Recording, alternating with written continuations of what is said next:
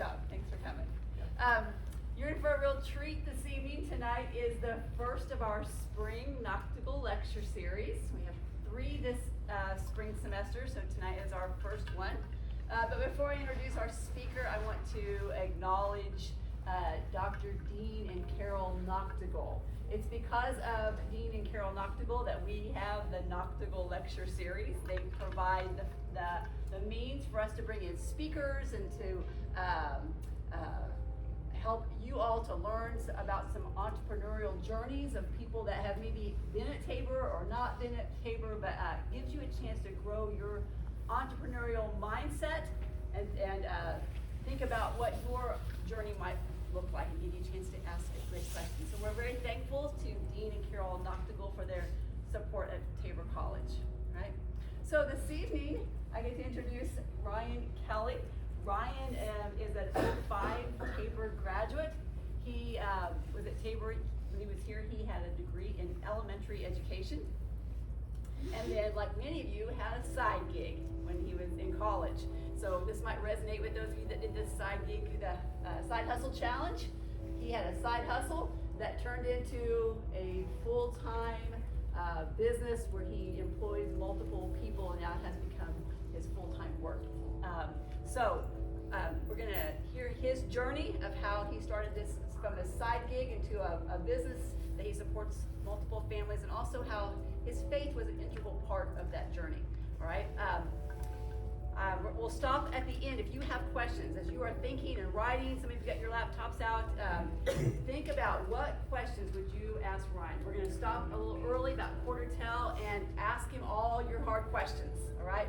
And find out the things that you want to know to help you start your entrepreneurial journey. It'll be a great help to you tonight. All right, Ryan, appreciate you. Thanks for being here. Welcome to Tabor. Yeah, let's go. Thank you. Good evening, guys. My name is Ryan Kelley. I was an 05 graduate here. I did graduate in 4 years, not 5. 4 years, just the standard way. I was an elementary education major, so my year at Tabor in the state of Kansas, I was the last group that had a degree that could teach kindergarten all the way through 9th grade. After that year, it had to be kindergarten through 6th grade. You had to have a specialized endorsement in another specific area, such as math or English. Tonight, I could go a lot of different ways in 45 minutes. I do want to share a little bit of my testimony. 2 things happened to me at Tabor that I want to speak on tonight. Both were transformative. One is my faith. The other one was one of the businesses that I had started and run, which is Integrity Painting. So, a little bit of background about my faith. I don't know where you guys come from or what your story was or what your story is right now with Christ. I grew up in West Wichita, Kansas. Went to Mays. Everybody know where Mays High is in Wichita? Mays High.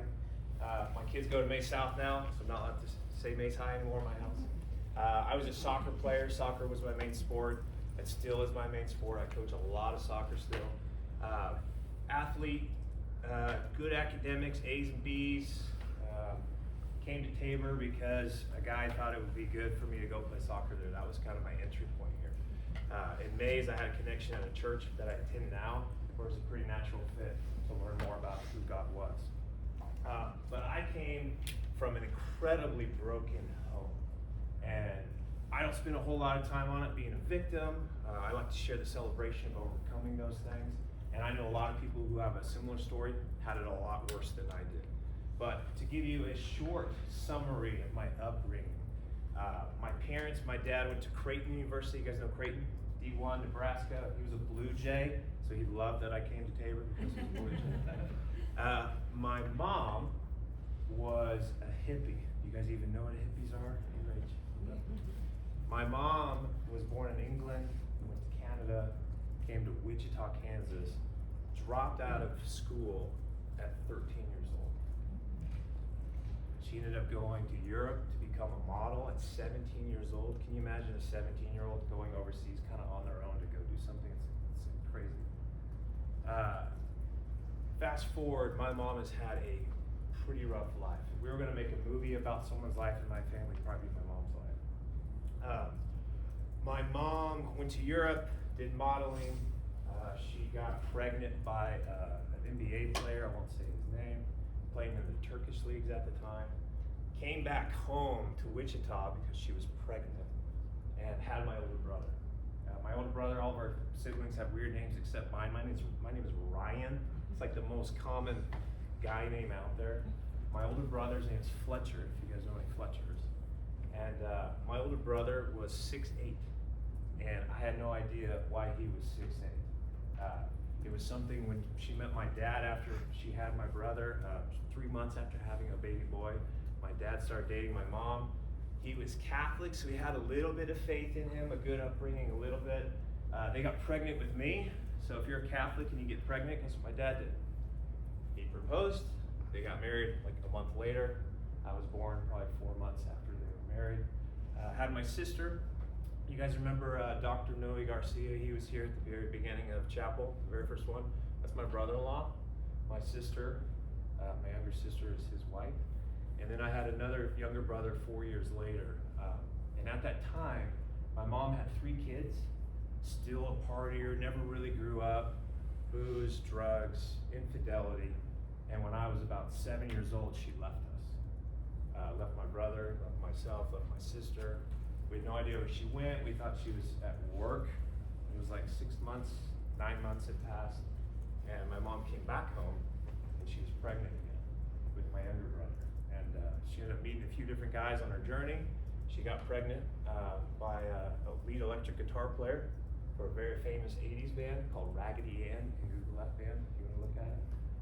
And she came back to Wichita, and my dad, being Catholic, wanted to still try to work on his marriage because marriage was that important to him. And took her back in.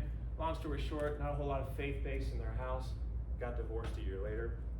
But I grew up as a kid all the way to high school. It's really at Tabor is where I learned as an adult that my 3 brothers, we all had different dads. None of us knew. So they didn't tell anybody because they wanted to just, you're my brother, he's your dad, he's adopting you, he's gonna take care of you like a father. But as you start to grow, and one of your brothers is 6'8", one of your brothers is 5'9", and then I'm like 6'2", and we don't really look like each other a ton. It's just, I start asking some questions. You with me a little bit on that?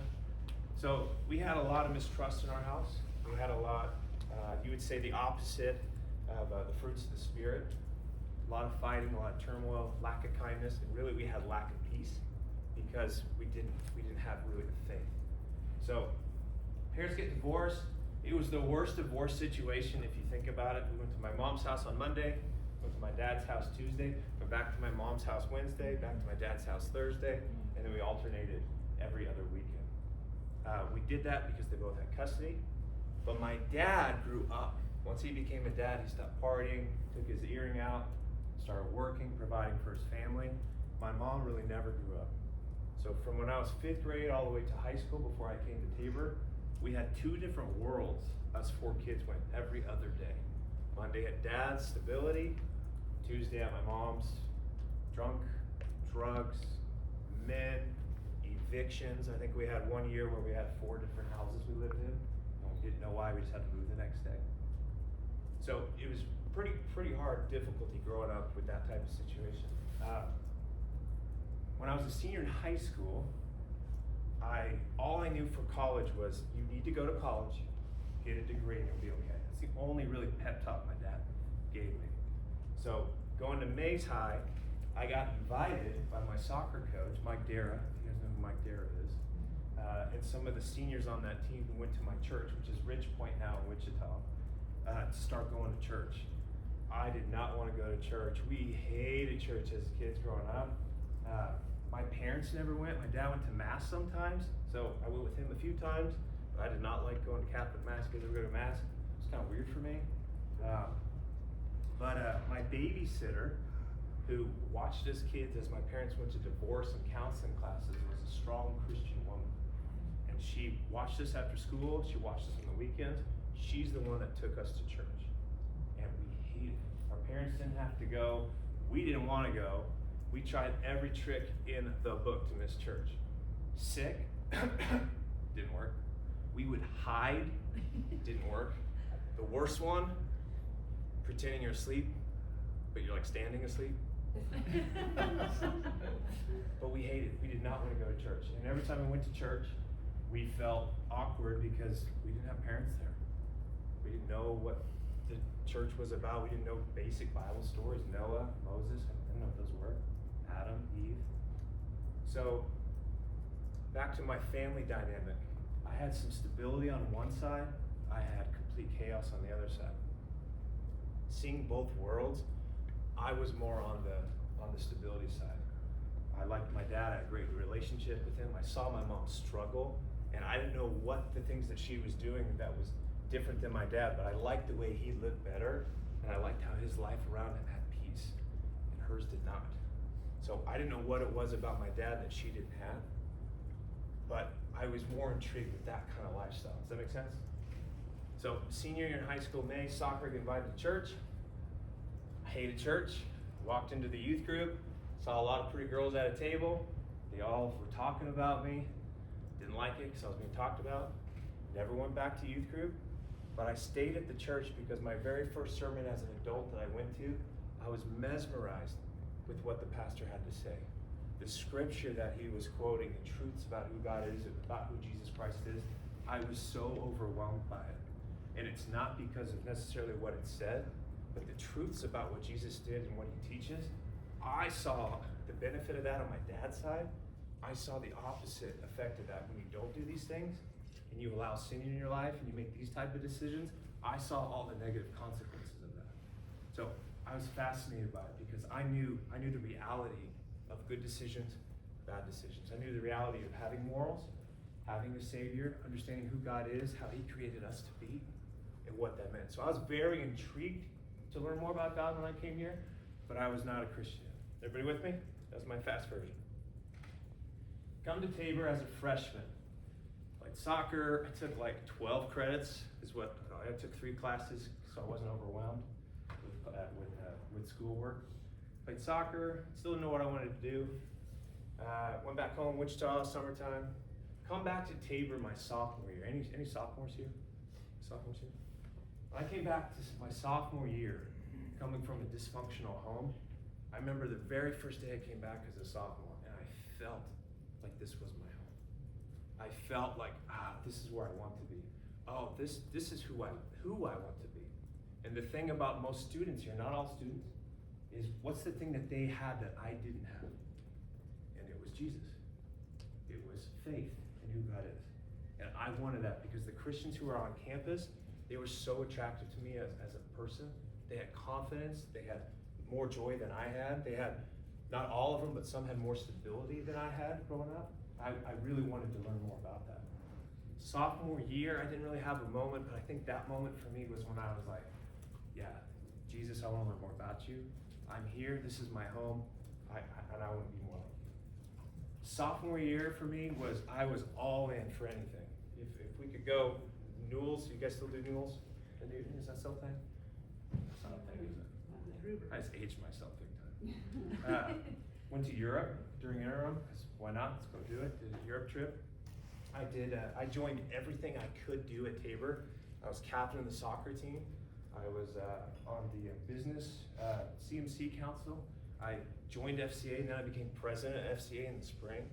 I led discipleship groups. I became an RA. I did that for my last 2 years. So anything I get my hands on, I try to be involved in. And I grew from this kind of quiet, soft, kind kid to a leader because I had confidence. I finally had confidence. And it was because I had confidence in Christ. That's where I got that confidence from. Sophomore year, my older brother, he did not live with my dad. He decided to live with my mom. Guess what his upbringing was like for his high school years? Drugs, alcohol, barely graduated. You actually remember him, I found out today. 6'8", dreadlocks. Graduated barely from high school. Moves to Florida with $100 in his wallet and somehow lives on the beach there for like 3 months. His world, he did Coachella. You guys know what Coachella is? Worked at Coachella for about 8 years, did Burning Man, started a band in St. John, Virgin Islands, worked there for about 7 years, did bartending. He's lived in almost every major city in the United States, the big ones. Whole different world kind of than what I did. My sophomore year at Tabor, you guys still have phones in your dorm? Probably not.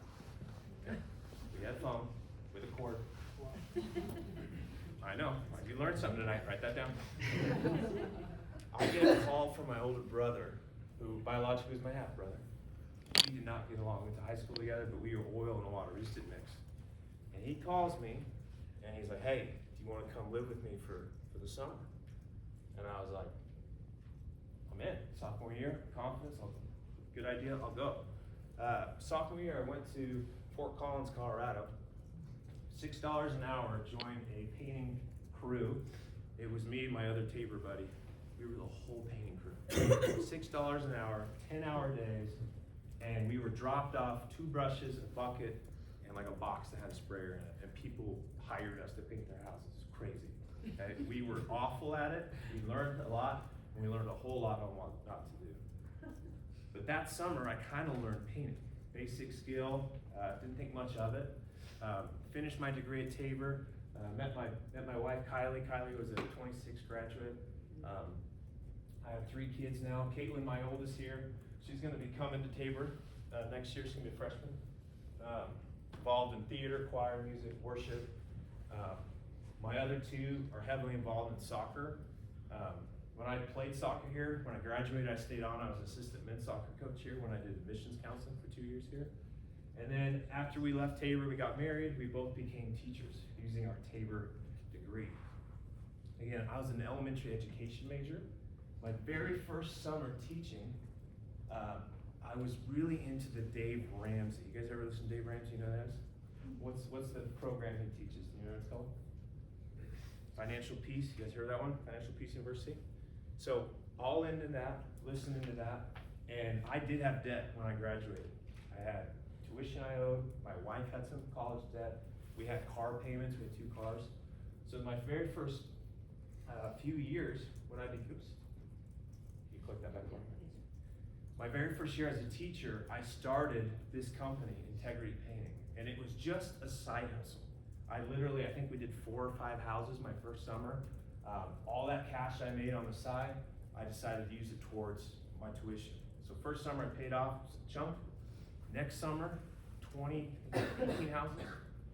Paid off another college loan. The next summer, I had like 24 houses, something like that. Paid off a car. Next summer, 30 houses. Paid off my wife's car. And then we were debt-free, probably 5 years into our marriage because I was working a summer job. And in painting, it worked really well with teaching because in teaching, you get summers off. So it was low risk to start because I had the time and I had income already coming in. Jumping to kind of where I'm at now, what I do for fun is I coach soccer. I'm heavily involved in worship at Ridgepoint in Wichita. It's a volunteer position, but I lead worship on some Sundays. Music for me is a huge connection for my walk with Christ is through worship and prayer. This is what I usually do on the spare time here, is music. So my very first year I started Integrity Painting. It grows, I pay off some debt, and it was growing at such a fast rate. I had people pouring into me like, hey, you need to quit teaching and go do this thing. And I was hesitant at first because when you leave your stable job, you're giving up a pension, you're giving up a future, you're giving up summers off, all these things that I was relying on to maybe do my own thing full time where no one else was taking care of me. It was me taking care of myself. When I was a teacher, my wife was a teacher for 4 years. I taught for 9 years in Wichita Public School. I taught 7th grade language arts. And I did everything I could to maximize my income. I was before school supervisor. I was team leader, which means I had 15 teachers under me. I was a lunch duty supervisor where you stand, eat an apple, and break up fights all the time. That was a big stipend. I would teach in services, lead in services. I would write curriculum coordinator. I was the head coach at Heights High School soccer team, the men's team for 7 years. And then my last 2 years, I also took on the women's program. So I was coaching 2 6A head high school coach. But in my 9 years of teaching, 4 of those years, there was salary increases. The other 5, it was salary where it was frozen. So no matter how hard I worked, there was no more stipends I could take on to make any more money. I was capped. And I didn't like that because I wanted to provide, I wanted to earn, I wanted to create a better life for my family than I kind of had growing up with some of my upbringing. I was interviewed for a Kansas City Journal right when I left teaching, kind of about making this a side gig. But I'm now 18 years into starting this company. I'm 9 years out of teaching, so it's crazy. So I'm now 9 years into my company, 9 years into teaching, so I'm like right in the middle with half of my experience in both. We are now one of the 3 largest painting companies in Wichita. We might be number 2 now, we might be number 1 now, I don't even know. It's kind of hard to measure. But we have 3 services that we really do. Residential repaints is our bread and butter. So your house, we would paint your house. Paint your living room, we would paint your office, we would paint anything we could get that needs to be painted. Not cars though. We got paint on cars, that was not on purpose. But it's been awesome for me because I never thought I would be a painter. It's not something I dreamt about as a kid. It kind of did organically happen with my testimony. But I don't really look at myself as a painter anymore. I look at myself as a business owner. I look at myself as an employer who provides jobs. I also, when I think about my identity, it's who am I as a person? My identity, first and foremost, is a Christian. So one of the things I get to do in my company that I absolutely love is I get to work with painters. If you guys ever know painters, if you guys know blue collar people in construction, they're usually kind of known in movies as like the rough dudes that come from broken homes. They all have some type of vice, drugs, alcohol. They're awful with money, awful with relationships. That stereotype is pretty true that I've had with experience with. But interiors we do, there's just a few pictures. I never thought starting this thing my summer at Tabor as a sophomore that I'd be painting people's homes in California and Phoenix, Arizona. We just helped do a church in Arizona last month, a huge church. I painted in France. I painted in probably 35 states that I can think of. This was Austin, Texas. My company got hired to renovate a bar, restaurant. Never thought that would be an opportunity. We've done hotels all over the country, New York, Missouri, Texas, New Mexico, Colorado. And when I get to go do these things, I get to bring my painters with me. And a lot of these painters, you'd be surprised, have never seen a mountain, have never left Wichita, have never been on an airplane. I got half of my team at one point that we had an awesome job somewhere where they were paying us, flying us, feeding us, putting us up in this really nice place, and they would not go because they had a fear of flying. But I wanted to have the opportunity for them to experience some of these things. I have a spray shop. We have a second one we're building here in Wichita. Do a lot of woodwork, cabinetry stuff. We do some furniture. We have a furniture line that we do. It's refurbished by Integrity is the name of that. Where we find really cool antique pieces. We'll store them for like wintertime right now, and then I'll bring 2 or 3 of my workers and we'll kind of renovate furniture. If you guys see that like on TV or see clips of that, we do some of that work as well. The thing I probably value the most right now is what I get to do in my community through the business. And we usually pick 2 or 3 different companies throughout the year where we essentially paint for free and we get to bless them. So one a few years ago was Aroma Coffee House that our church helped start. Integrity Painting did all the painting for them for free. One is Assisted League of Wichita. It's kind of like a DAV. They just acquired that whole space there this last year. We paint all that for free for them. This was, I brought this, I forgot to bring it with me, but can you believe this is a real paintbrush? Have you ever seen this? This is what they paint with in France. Not kidding, like that's their paintbrush for their paint walls. I get to sponsor, my company sponsors the soccer club in Wichita. Never thought I'd get to do something like that. It's pretty cool. Oh, my other slide's not on there. That's okay. So integrating my faith in my business. With having these type of guys that come, one of the biggest blessings for me is when I'm painting a house, you're there 8 hours a day and it's just working next to somebody. So you naturally have these conversations. You got to fill up the time doing something. The other thing for me is with my connection in worship, when we're on the job site, that's usually what's going on the radio. We have worship and we have Spotify playlists. A few of my guys are Christian guys. Some of them I play with in the band at Ridgepoint. Most are not Christian guys. and they get to hear us singing worship, talking about worship, just having joy, talking about what we did this week. And it does, it genuinely makes an impact. I've had probably, in my last 7 years, I've probably had 70 employees. Probably about 12 of them have got to know who Christ is through working at Integrity Painting. I have plenty of stories of pouring into kind of these young guys that drop out of high school and they don't know what to do. We bring them in as summer interns and we pour into them. And it's not just teaching them a job, it's they ask you questions about, well, how do I get a car? How do I get an apartment? And you get 8 hours with them every day that you get to share your experience and you get to pour into them. I have one of my main crew leaders, he's 22 years old. He's been with me for 7 years. So 15-year-old kid, he's got probably 30 tats on him. He's coming from waking up once a month and seeing like someone OD'd in his couch, and he doesn't really face him at all. His uncle was hired by me, worked for me for probably about 6 months. Not the best worker, I had to let him go. But his nephew, who was a 15-year-old kid, stayed with me because he saw why his uncle got fired, and he wanted to stay and try to learn to do it the right way. So 15-year-old kid could have had a way different trajectory. Now has worked for me as a crew leader. He makes almost $30 an hour, which is pretty decent for a 22-year-old with no education. Has his own car, has an apartment, has a retirement account started that he's pouring into each month. Hasn't found a wife yet. That's the thing I'm trying to get him connected to next. But it's opportunities like that you get to pour into people, and that's one of the things I love most about the job I get to do. Some people ask me a lot, they're like, hey, do you still paint? And I do.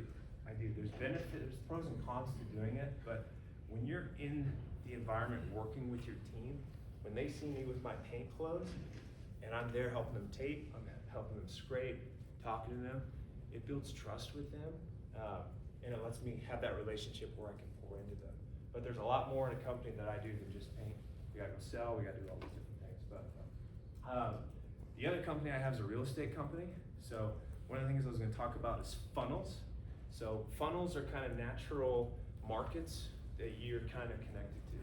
So in painting, how would you categorize us? What would you call it?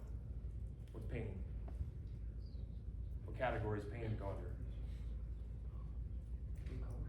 Blue collar. A trade. A trade, right? Trade. So it's construction, right? So you're naturally you're naturally with different tradesmen. You're naturally in different construction opportunities. So we have throughout Integrity Painting, we've started some guttering companies. We've helped jumpstart probably 2 or 3 different roofing companies. We've helped jumpstart carpet cleaning companies, window cleaning companies, insect companies in Wichita. I actually bought a bunch of real estate from houses that were about to go on the market that they needed a buyer. We're like, hey, what if we keep this and we keep it as a rental?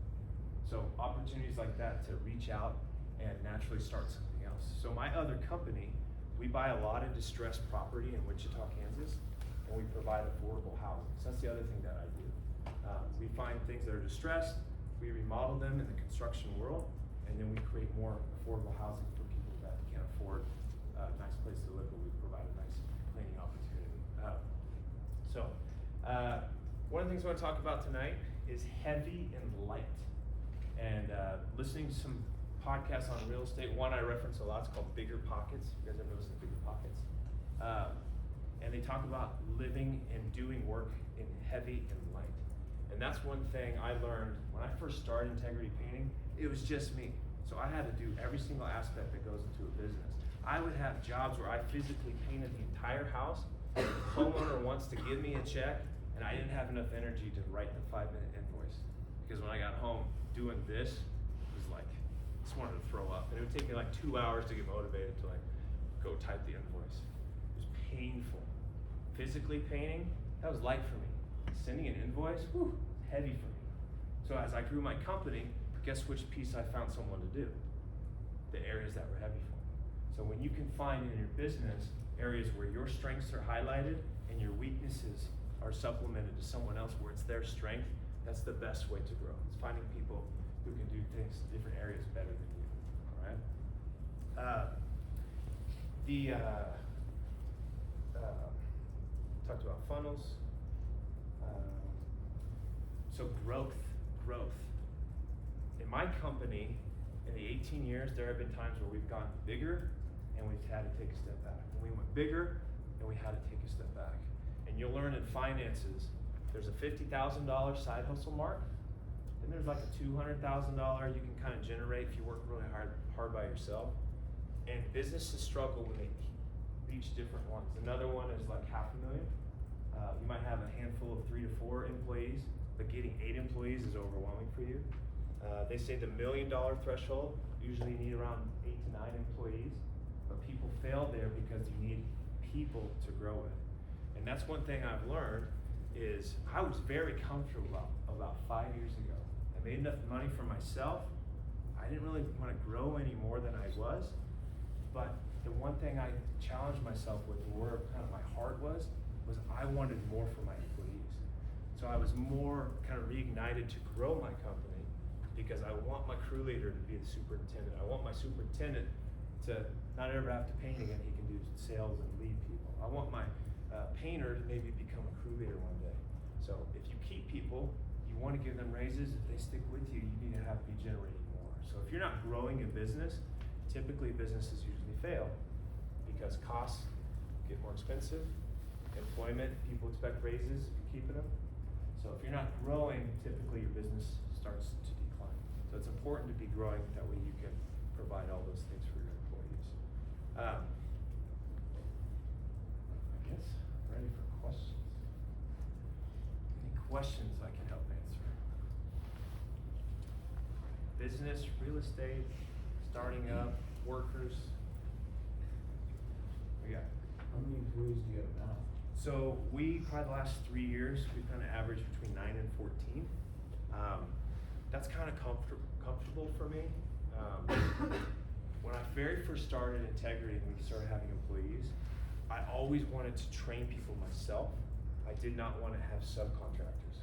I talked about this in the class. You guys know what subcontractors are? Where they have their own company, you hire them to do a job, and that's it, kind of thing. There's benefits of having a subcontractor.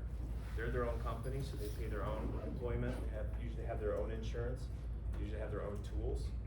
I did not want to do it that way because I was so worried about my brand that if I hired a stranger who said he's a painter and then he just did an awful job, that would come and reflect on me. The last few years, I have switched my model and we have focused more on subcontractors because with subcontractors, they're incentivized to do the work really well, to do it efficiently, and to keep doing it. Where sometimes when you have employees, they're getting paid an hourly rate. They clock in, they kind of work-ish, and they clock out, right? So some employees work really hard, some work the opposite of that, right? So we're about 9 to 12 on a given week. Summertime, you usually add 4 or 5 interns, so we're a little bit bigger than our bigger ones. Wintertime, we do not usually hire because in the painting world, we can't be outside painting, we're inside painting. And I don't like to hire new people that they would take jobs or hours away from the current team that I have. One of my favorite verses in Matthew, talking about the birds and the lilies, you guys know this verse? Talking about how God has provision. You know, they're not reaping their sowing, but God somehow still provides for the birds. Every year that I've had Integrity Painting, every time winter comes, it's stressful for us. We're not months booked out, we're like weeks booked out. And I've had to, every single winter, get on my knees, pray, have humility, and truly rely that God was gonna provide for me. And in my 12 years of having employees, I've never had one winter where I had to let someone go because we didn't have enough work. And that is so uncommon in the painting world. Usually painters right now, I get a phone call every day. Hey, are you hiring? Hey, we want to work. Hey, the phone's not ringing. But with our company, we've just truly been blessed with that we've had enough to get through. It's been awesome. Great question. Other questions? Yeah. Wichita. Yeah. That's our base. I have 2 markets that I've wanted to start. COVID was actually kind of, I don't want to use the word neat during a pandemic, but COVID, there were some new things that came out of COVID when people got stuck remotely. It's always been a dream of mine, like in Wichita during the winter times, like right now. I don't really want to be in Wichita. I would rather be in Florida or Phoenix. You ever been to Phoenix, Arizona during this time? 75 degrees, no wind. Rather be painting there. The main reason we haven't started in different cities is because my kids are still young, and I didn't want to uproot them for 3 months of the year. When they graduate, I might be trying different pockets. It's a great question, but that's more because I want to be in nicer areas during the winter time. Other questions? Yep. When you first started, how did you like secure funding to expand? Great question. So, I had a teacher salary, right? So, for me, it was a perfect pairing because in the summertime, teachers, you can get paid every 10 months. That's what most people know about teachers. It's a 10-month contract. But most teachers expanded for 12 months, so they get paid on their summer. They're not really getting paid in their summer, but they spread it out that way so they have predictable income coming in each month. So for me, I started my very first summer, and I'm talking like $100. Like bought a few pieces of equipment, kind of a thing. And even my wife at the time's like, "Are you sure about this? This doesn't seem like it's gonna go well." You know, some people will. It's risky spending money on something new. But for me, the risk was lower because I wasn't really. If I didn't make anything, I still have my job. So there is power in having a side hustle as you have some type of income coming in versus just starting something with no resources, right? How do you do that? When I was on the Dave Ramsey show when I was a teacher, and I think I told you I gotta go meet him. One of the things he talks about all the time is when you make the jump from your 9 to 5, you want to make sure the boat is close to the dock. So if you have a side hustle, but it's barely getting started, there's not predictable revenue, you don't have a network yet, if you quit your 9 to 5 where you're getting your income, which teaching that was for me, and I make the jump, and I didn't have any painting jobs lined up, I probably would have done very well. But by the time I was done teaching, 9 years, my company was already, could kind of step over and the boat was already parked kind of thing. So you got to manage risk a little bit with that. There is power in putting all your energy and focus into something though. So when I quit teaching, I got 40, 50 hours back every week that wasn't being used in teaching. That was energy and resources, my time, my ideas, my efforts, where I got to focus on integrity painting. So everyone I talk to, they see me with my paint shirt, meeting people, I'm a painter. Nice to meet you, here's my company, here's my number. You do that for 40 extra hours, you're gonna start seeing growth like a hockey stick, right? Yeah. Other questions? Great question. Ryan, Mr. Krebs? what advice would you give our students? What kept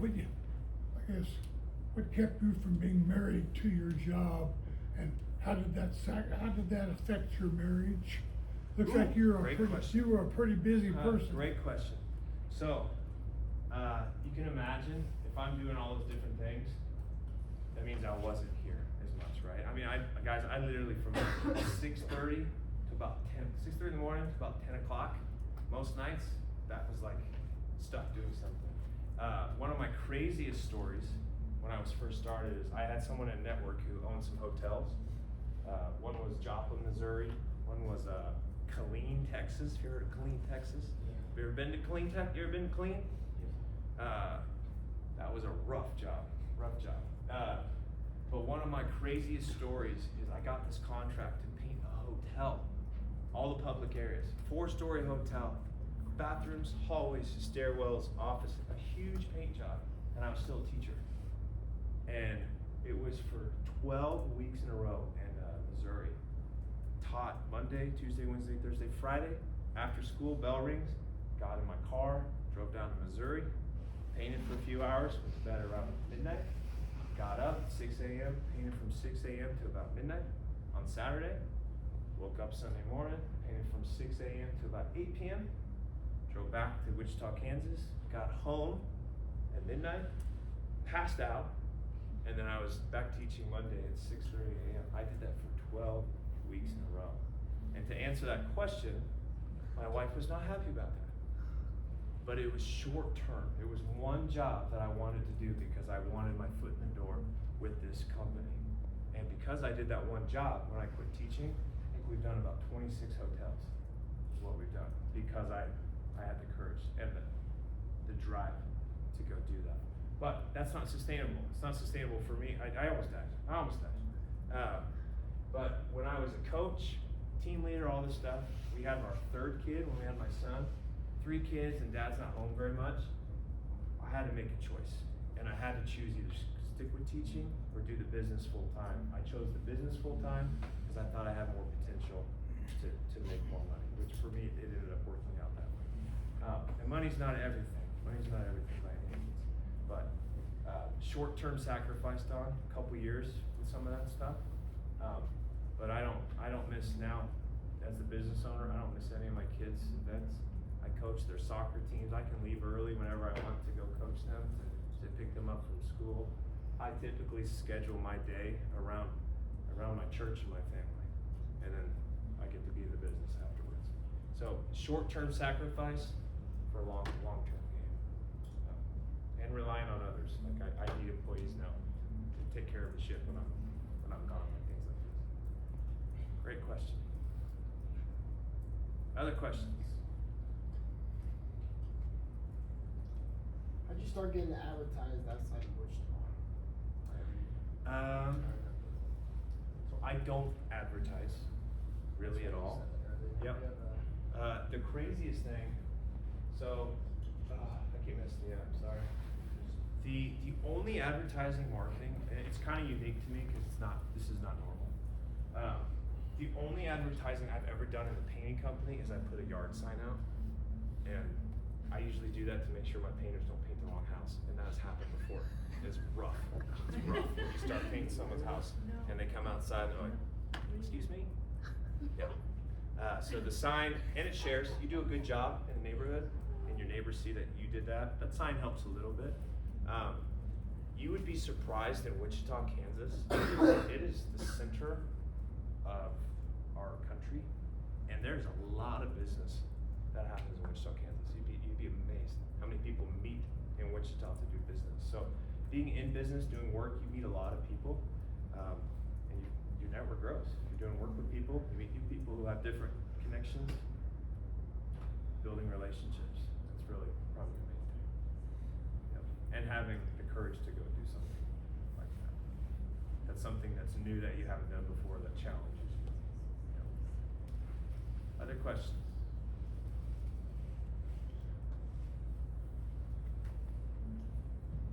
Sir? Ryan, I don't think you told us, how did your soccer team do when you were a Tabor?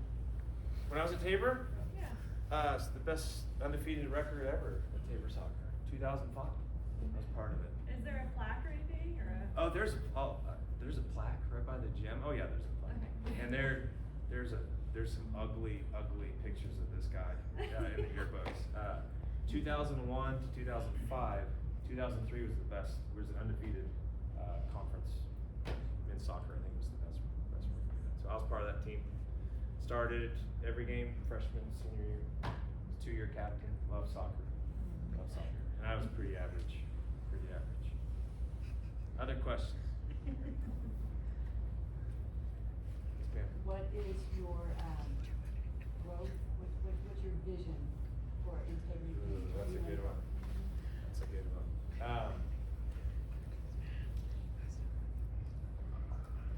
A lot of people they'll ask you this question, what's your 5-year plan? And you should think about a 5-year plan if you own a business, and kind of work backwards from it. I think it's good to have goals like that. My goal with Integrity Painting is for me to be out of it in probably about 2 years. So, I've had companies, different states, offer to buy our company, and if you have something that you can actually sell, it should be something that can kind of run kind of without you, or someone can replace you for a certain salary. So to have a real company, you should have almost a position for everything. So to work yourself out of it, that's kind of my goal. But I also love it. I love pouring into my team. I love pouring into my workers. I like being in the battle of hard construction stuff. It's fun. It's challenging. You get to do some really cool stuff. do well just sitting in my office. I have nothing to do. So, the real estate stuff is also what we're growing. It's a lot of fun. Yep. What was your transition like? Obviously, you started out in education and kind of went full business mode. So, what were some maybe struggles you had going in that transition, and any advice you'd give based on that you would want someone else to know? So, one question I get asked a lot is, what's the thing you miss from teaching?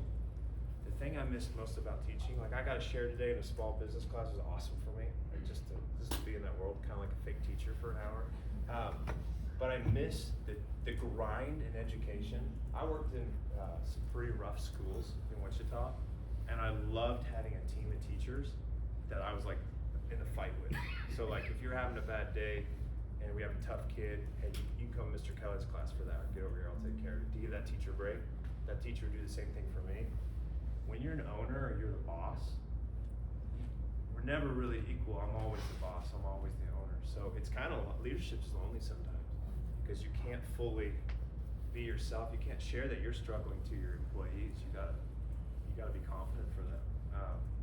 So that's one thing I missed, was having like a team to work with, or to rely on, or to problem solve with, or to overcome something difficult and then have success to celebrate with.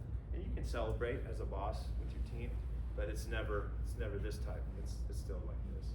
So in the real estate world now, I have some partners that I work with, and that's been probably the best thing for me, is having the team that we're all kind of equal, and we can be vulnerable, and it doesn't affect anything else underneath. Yes. What made you choose elementary ed in the first place? Great question. So again, when I came to Tabor my freshman year, I had no idea what I was gonna like. I had no idea. And I had Joanne Lowen, professor. Like, professors, they recruit you guys, right? You know what I mean? Like, if you're the undecided freshman, people are gonna try to pluck you into the business world or the Bible world, right? And she said, hey, you should try teaching. And I'm like, okay.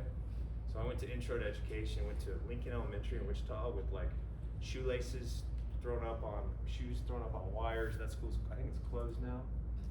Rough school, and I absolutely loved it. Had a week of teaching kids who were struggling, and I was good at it, and I said, why not? So that was it. Any other questions?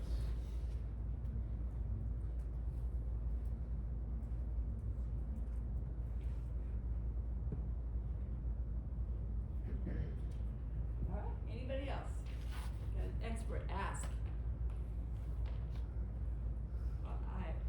I love the story, Ryan, of, faith, integration in what you do. And no matter what you do, team, you will reach people for the gospel in ways that no one else can.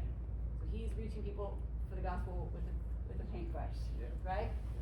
And so I think that's an amazing takeaway from tonight. In addition to, you have the side hustle. So we have our side hustle challenge, and you might think, what am I gonna do with this, right?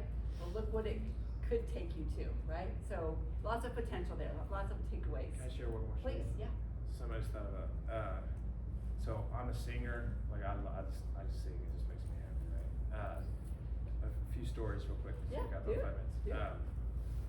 So one of the things, it's difficult to invite people to church. It's difficult to like, hey, let's have a faith conversation. For most people, that's kind of like, it's kind of not natural. You read the Bible before? Like it's not natural.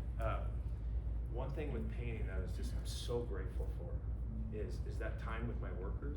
But the other side I didn't talk about is I'm in the community. I'm going to people's homes all the time, and it's fascinating. I get to do these people's homes that just moved to Wichita, and then we're playing worship music, and they're like, "What is that?" I'm like, well, it's worship music. Yeah, I volunteer at this church, and then people are like, well, what church? So you naturally have this gateway to invite people to where you go, or to talk about church because of the music. One quick story I'll leave you guys with.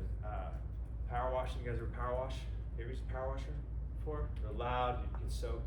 This was probably 5 years ago, and it was a Saturday morning. I was behind on some work, so I was at this house like early, 8 o'clock, trying to power wash. And you can't start power washing too early because then people get upset that you're loud, right? You wake people up. 8 o'clock, power washing. I put my earpods in, whatever, and I'm just singing some Phil Wickham worship song, power washing. And I get done power washing, pull my earbuds out. This lady walks out. She's like, "No, don't stop singing." And I'm like, "Oh my gosh," like I woke the homeowner up. I'm like, I'm so sorry. I was like, "Was I loud?" And she's like, "Oh, you were, but I love it." And I go, "Okay." I was like, "We're cool?" And she's like, "Yeah, we're cool." She goes, "I need a painter at my house." And I go, "Oh, really? You need some painting?" She's like, "Yeah." And I was like, "Okay, I'll be over in a second." I was like, "You're next door, right?" And she goes, "No, I'm down the street, 6 houses down." 6 houses down. It was so embarrassing with how loud I probably was. At 8 o'clock on Saturday morning, power washing. But I was singing and some lady heard it, and it created just a natural connection. That lady now goes to our church. It's pretty cool. Awesome. Well, thank you guys. Thank you for listening. I will be. Hopefully you got your cookie and you got your credit. Yeah, thanks everybody. Appreciate you.